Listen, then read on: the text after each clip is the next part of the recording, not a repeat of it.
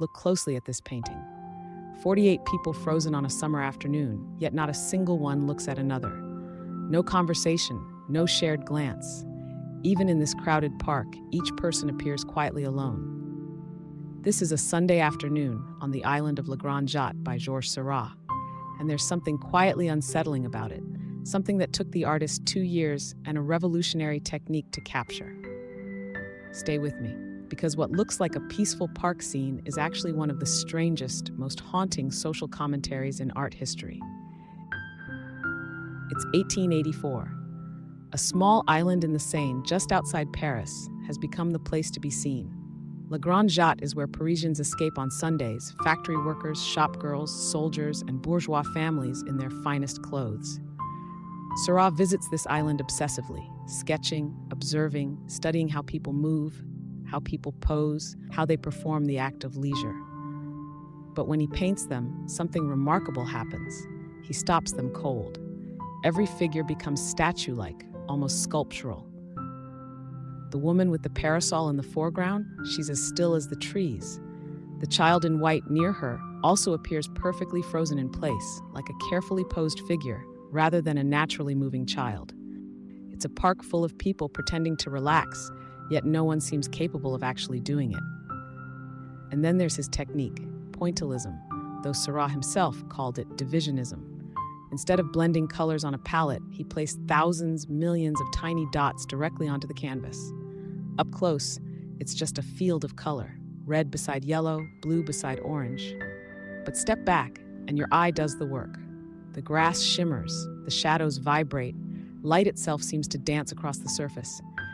This wasn't random experimentation. Seurat was applying scientific color theory.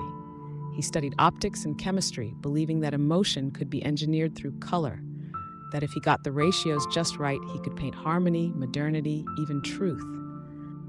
But here's the irony. That cold scientific precision creates something deeply human.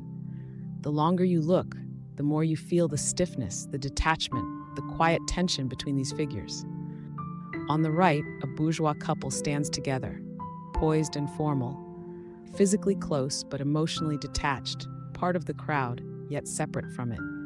Nearby, a woman with a fishing pole stands completely alone. She is solitary, not part of a couple, a detail that reinforces the painting's theme of isolation even amid a crowd.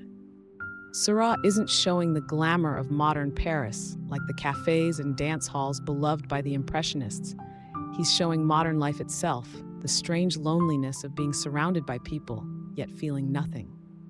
It's a painting about seeing and being seen, about class divisions in spaces meant to be democratic, about the quiet alienation of the modern world. Here's something most people don't know. After its first exhibition, Seurat repainted the entire border. He added a frame of colored dots, blues, reds, oranges, to prevent the gallery walls from dulling his carefully balanced tones. He was that meticulous, that controlling of every optical effect. He even painted the frame to make sure his vision couldn't be altered by its surroundings.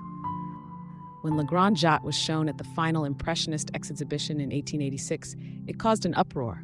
Some called it genius. Others said it was cold, mechanical, lifeless. But Seurat had done something no one had before. He used the science of color to expose the psychology of modernity. He made stillness vibrate. He made loneliness shimmer. Seurat died at 31, just 5 years after completing Grande Jatte. He left behind only 7 major paintings. But this one, this sunlit crowd of silent strangers, still asks us the same questions. About connection, about performance, about what it means to share space but not presence. More than a century later, we're still on our own islands, phones in hand, together but separate. Which artwork should I explore next? Drop your suggestions in the comments. I'd love to hear what you're curious about.